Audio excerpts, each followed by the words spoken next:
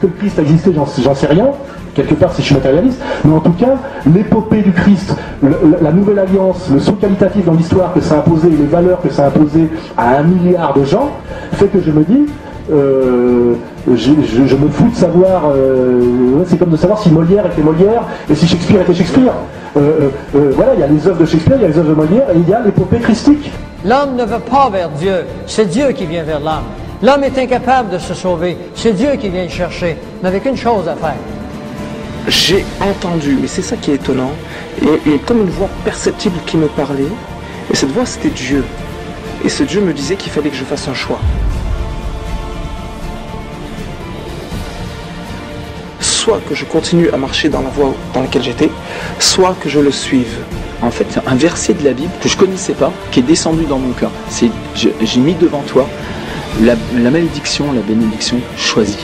Choisis le bien afin de vivre. Et vraiment, j'ai compris que ce rêve était un avertissement. Et je l'ai cru.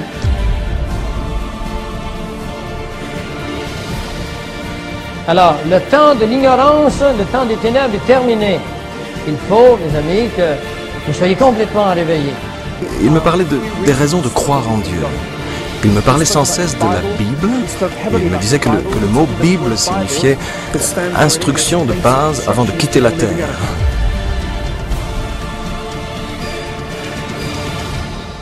Alors, intérieurement, je me suis dit, ben oui, Dieu, ben je vais te suivre.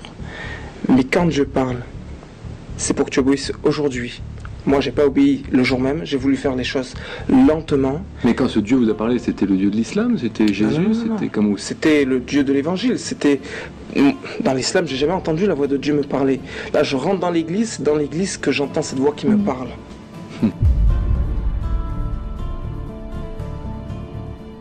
Et en fait, j'ai fait une expérience en fait du toucher de Dieu.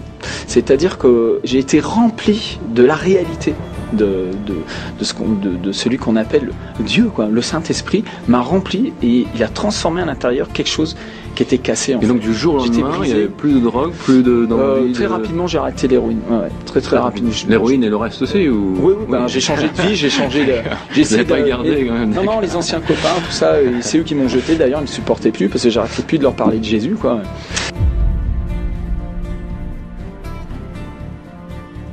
Satan ne se doutait pas que Dieu allait créer l'homme, qui est une créature avec une potentielle place privilégiée aux yeux de Dieu.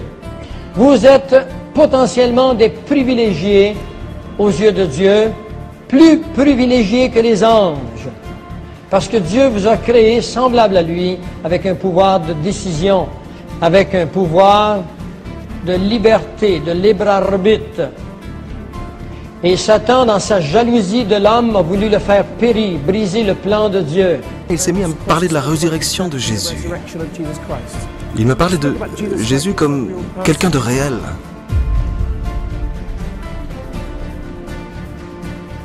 Et subitement, à nouveau, il vit cette même expérience de la présence de Jésus qui apparaît. Et quand ce Jésus apparaît, il le guérit instantanément.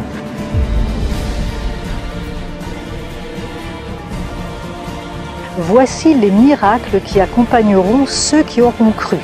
En mon nom, ils chasseront les démons, ils parleront de nouvelles langues, ils saisiront des serpents, s'ils boivent quelques breuvages mortels, il ne leur fera point de mal, ils imposeront les mains aux malades et les malades seront guéris.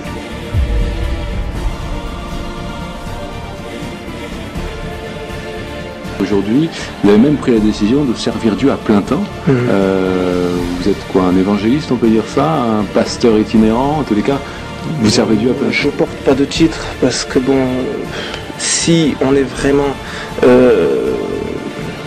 réconcilié avec Dieu, donc je parle de réconciliation, ça veut dire qu'on reconnaît qu'on a fauté dans notre vie, on reconnaît qu'on a été à côté de la plaque, donc on demande pardon à Dieu pour toutes nos erreurs.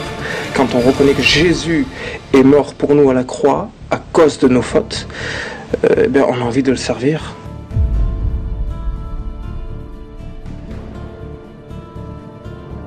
Jésus a dit que ceux qui auront cru en son nom, qui auront cru, qui le suivront, qui le serviront, en son nom chasseront les démons. Et les démons sont des esprits qui sont une réalité, qui sont là, qui infestent la vie des gens. Et quand on prie pour une personne et que ça se manifeste, eh ben, qu'est-ce qu'on fait? On le chasse. Je suis juste en train de m'aligner sur le mandat de Jésus-Christ. Allez, proclamer la bonne nouvelle, et puis Dieu fait le reste. Hein. Il étend sa main et permet des signes, des miracles. Et d'ailleurs, la plupart des miracles, des guérisons m'ont juste étonné, quoi. J'étais comme dépassé par un tsunami de la guérison. Je me souviens d'une fois, je dis on va prier pour les sourds. Au moment où j'ai dit ça, il y avait plusieurs sourds déjà qui étaient guéris dans la salle. Donc c'est vraiment pas l'homme qui le fait.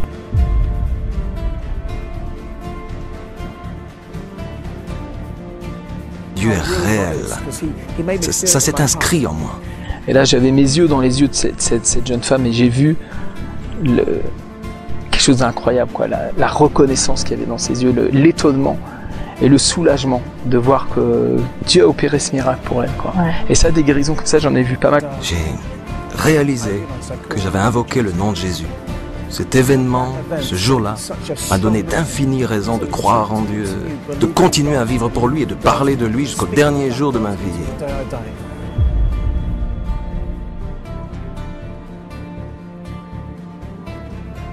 Il y a un jour extraordinaire qui s'en vient pour vous, si vous êtes croyant. Mais il y a le malheur, la colère de Dieu qui s'en vient sur ce monde pour un jugement. Je vous inviterai à la fin de la conférence à participer avec moi à ce qu'on appelle la police d'assurance de celui qui décide de croire que Dieu a raison. Si vous croyez que l'homme a raison, expliquez-moi les grands problèmes de notre humanité avec la technologie que nous possédons aujourd'hui. Et vous, si vous n'avez pas de solution, moi je vous propose de croire que Dieu a raison, parce qu'il nous a dit, j'ai tout annoncé d'avance. Soyez sur vos gardes. Il nous dira, il y a un temps marqué pour la fin. Si Dieu a un temps marqué pour la fin, eh bien, il nous a donné de le savoir. Le but du serviteur de Dieu, ce n'est pas seulement que la personne soit en bonne santé et guérie, mais qu'elle soit sauvée. Et nous prêchons l'évangile du salut, de la guérison, de la délivrance, sans en omettre, je dirais, aucun paramètre. Il me parlait aussi de comment Dieu a créé le monde et de combien Dieu nous aimait. Que sa parole était comme un ensemble de conseils, de règles pour nous aider à ne pas briser les lois qu'il a établies avec nous. Cette idée que si l'homme brise les lois de la science ou les lois de la morale, c'est de là que vient la destruction. C'est ce qui se trouve dans les commandements, en fait. Ne mens pas, ne tue pas, etc., etc. De la même façon qu'il y a des lois pour la science. Si vous êtes jamais demandé qu'est-ce qui vous arrive si vous mourrez ce soir, eh bien, je vais vous donner la réponse, ce qui vous arrive ce soir. Si vous n'avez pas Christ dans votre vie, ce qui vous arrive, c'est que vous sortez de votre corps. Et en sortant de votre corps, vous êtes récupéré par le monde des esprits. Et le monde des esprits vous amène dans un lieu qu'on appelle des lieux inférieurs. C'est un autre mot qu'on appelle enfer. Et il n'y a aucun retour. Vous n'avez aucune chance à passer ce moment-là d'y retourner.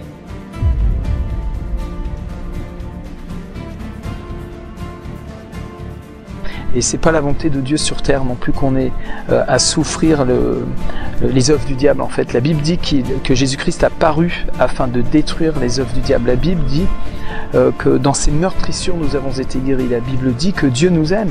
Dieu est amour et moi je suis un papa et je collerai pas une maladie à mes enfants si j'en avais le pouvoir pour leur apprendre à vivre.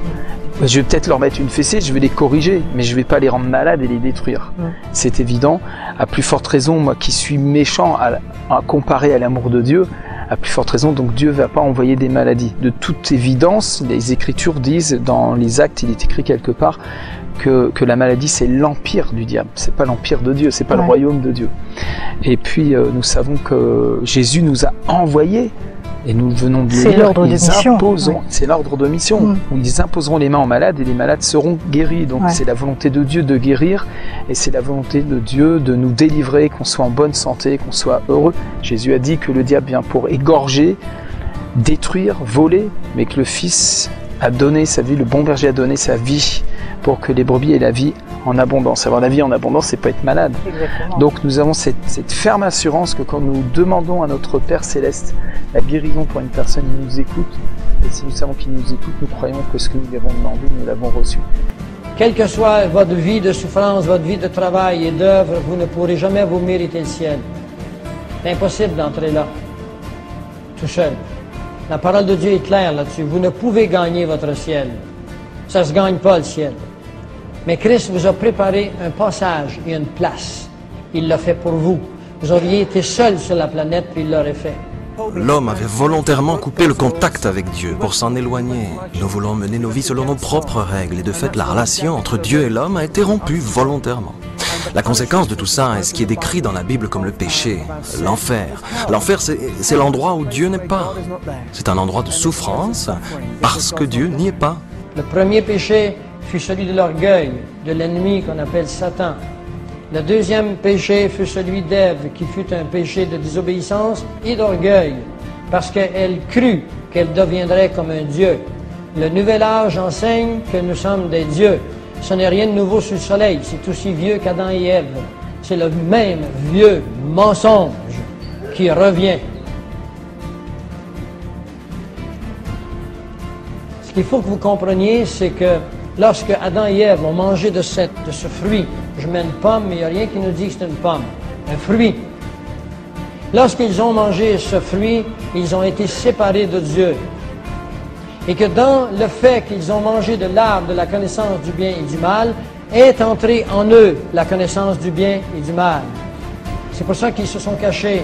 Puis quand Dieu est venu le soir, il leur a demandé ce qu'ils étaient. Il a dit, je suis caché, je suis ici, Seigneur. Qu'est-ce que tu fais là? Je suis caché. Mais pourquoi tu te caches? Et là, Adam prit conscience qu'il était nu et il eut honte. Alors, le péché venait d'être découvert. Ils ont sorti de la dispensation de l'innocence pour entrer dans celui de la conscience. Vous êtes conscient que vous êtes pécheur, oui. N'avez-vous pas envie de temps à autre de transgresser les lois humaines, familiales, quelles qu'elles soient? Si vous ne reconnaissez pas qu'il y a en vous un mécanisme de transgression, alors là, vous avez des problèmes d'auto-analyse. Mais je ne crois pas que Dieu ait permis que vous ayez une absence d'auto-analyse. Mais vous ne pouvez pas gagner ce ciel et quelqu'un est venu, il l'a gagné à votre place. Tout ce qu'il vous a demandé, il vous a dit, moi j'ai un grand parapluie. Et si tu te places en dessous de mon parapluie, tu ne souffriras pas la colère de Dieu. Ce parapluie, il s'appelle le sang de Jésus. C'est par son sang que nous sommes sauvés. Et dans la connaissance du bien et du mal est inclus une option. Vous pouvez choisir de faire le bien toute votre vie, mais vous êtes toujours partie du fruit que Dieu a rejeté. Vous pouvez choisir de faire le mal toute votre vie, mais vous êtes toujours dans l'option que Dieu a rejetée.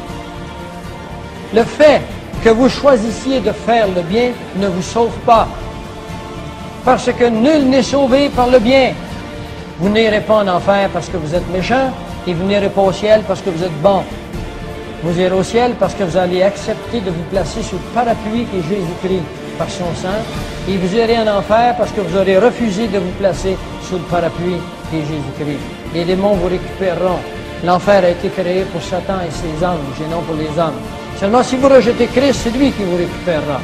Une des raisons principales qui me font croire en Dieu aujourd'hui, c'est ma propre expérience, cette expérience personnelle. Je ne voulais pas changer, moi. Mais je suppose que j'ai pu comprendre cette idée que j'avais rompu les lois de Dieu. En fait, au même moment, j'avais rompu les lois de ce monde. Et c'est ce qui m'a très vite conduit en prison. De la même façon, sans la relation à Dieu, j'étais condamné à mourir en enfer, seul. Eh bien, Dieu vous invite ce soir à faire un grand pas. C'est là que j'ai décidé de lui demander pardon. Cette nuit-là, ma vie a changé.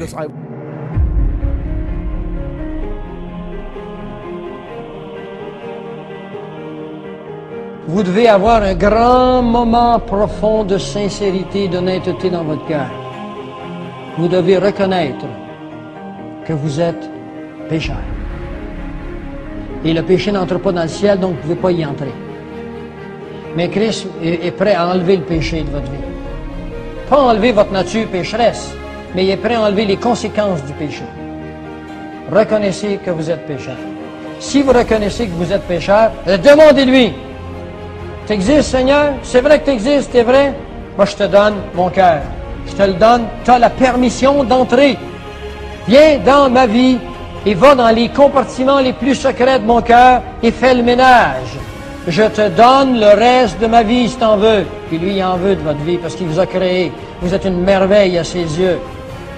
Et il a peur de vous perdre. Mais il ne vous récupérera pas sans votre volonté parce qu'il vous a créé libre. Et lui, il casse les bras à personne. Il cogne à la porte, mais la poignée par en dedans. Répondez.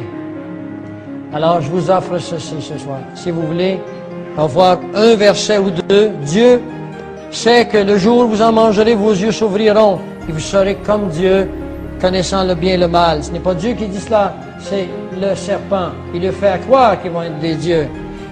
Mais Dieu a enfermé tous les hommes dans la désobéissance. Tous les hommes sont dans la désobéissance. La désobéissance à son plan, l'obéissance à son œuvre. Et les hommes cherchent eux-mêmes de petites choses dans leur vie, leur philosophie, leur propre théologie. Il n'y a qu'une seule théologie, elle est ici. Il est marqué tout à fait en haut que tous sont pécheurs, ils ont privé de la gloire de Dieu, mais ils sont gratifiés, ils sont justifiés par sa grâce, par le moyen du rachat. Si le mot rédemption vous fait peur, ça veut dire par le rachat qui est en Jésus-Christ. Nous ne sommes pas sauvés par nos œuvres, nous sommes sauvés par le moyen de la foi, et cela ne vient pas de vous. Pas la foi qui vient pas de vous, c'est le salut. Ne vient pas de vous, vient de Dieu, par sa miséricorde, c'est-à-dire par sa bonté, par le bain de la génération et le renouvellement du Saint-Esprit. Si vous faites simplement le pas de dire « Je t'accepte, Seigneur, viens à moi », l'Esprit Saint va descendre, c'est son rôle. C'est lui qui va vous convaincre de péché, de jugement et de justice. Vous êtes sauvés par son sang, pas par le vôtre, pas par vos soeurs, pas par vos bonnes œuvres. Vous êtes sauvés parce qu'il a payé le coût à votre place. Les conséquences, c'est la vie éternelle. Dieu a tellement aimé le monde que quiconque, Jean, Jacques, Georgette, Coquette, afin que quiconque qui croit en lui ne périsse point, c'est-à-dire qu'à la fin de vos jours, la vie continue éternellement et vous avez la vie éternelle. Et ensuite, ce qui suivra, si vous êtes né de ma génération, si vous vivez maintenant, et si l'enlèvement arrive ce soir, il est marqué dans 1 Thessaloniciens 4 au verset 17, vous rappelant que la Bible est vraie, que les scientifiques ont démontré qu'elle n'a pas pu être écrite par un homme, que les chances qu'elle ait été écrite par un homme sont 1 sur 54 trillions. La Bible nous dit que, ensuite nous les vivants, hey, c'est là, qui seront restés, nous serons ensemble enlevés avec eux sur des nuées à la rencontre du Seigneur, dans les airs, et ainsi nous serons toujours avec le Seigneur.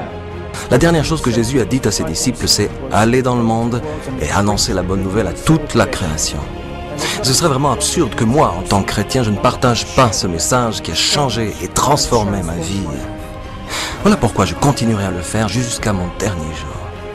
Car Dieu a tant aimé le monde qu'il a donné son Fils unique afin que quiconque croit en lui ne meure pas et ait la vie éternelle. Si vous êtes prêts avec moi, baissez vos têtes maintenant. Je vais faire une prière simple. Très simple. Mais je voudrais que dans vos cœurs, cherchez l'honnêteté dans vos cœurs, cherchez la sincérité.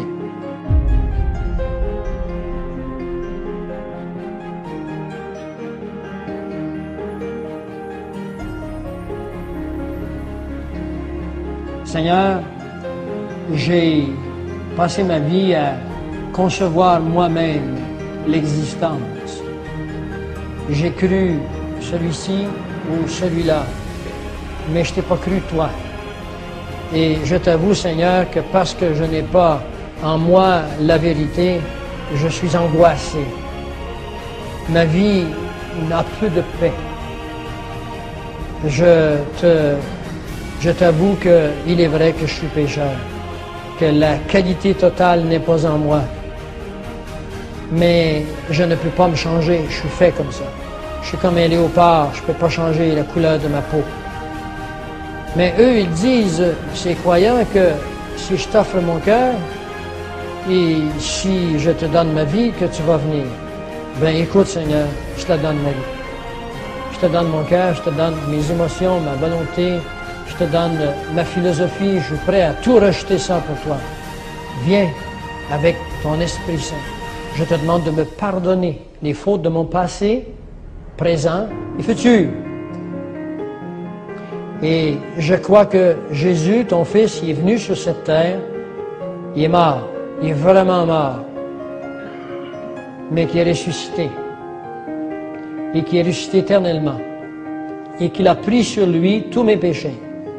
Et la loi qui me condamnait, il a pris ses ordonnances, il l'a cloué à la croix, afin qu'il n'y en ait plus pour moi, afin qu'il n'y ait plus aucune condamnation pour moi, parce que moi je crois en toi, je crois que tu es mon sauveur, personnel, sans que moi j'ai rien à faire, sauf m'avouer perdu sans toi. Je te demande, Seigneur, de venir en moi ce soir, maintenant. Sustrais-moi à ce qui vient dans ce monde, en venant me chercher comme les autres. J'arrive en retard, je suis un ouvrier de la dernière heure. Mais toi, ça t'importe peu, c'est toi qui contrôle ça. J'ai pas fait grand-chose encore dans ton grand jardin, mais tu me considères comme une fleur. Donne-moi à manger maintenant, puis change-moi. Parce que moi, à l'intérieur, je suis pas capable de le changer. Je te donne toutes mes émotions, transforme-moi. Et Seigneur, je crois à ta parole que tu vas m'enlever avec ton Église. Je fais partie de ta gang maintenant et que tu m'as pardonné mes péchés. Et je te remercie parce que si vous avez fait ça avec sincérité de cœur, la Bible vous dit maintenant, si vous avez été sincère dans vos cœurs, mes amis, vous êtes désormais sauvés. Et je vous prie,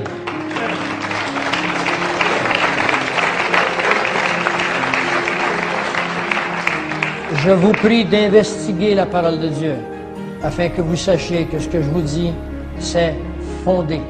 Apprenez à fonder vos croyances.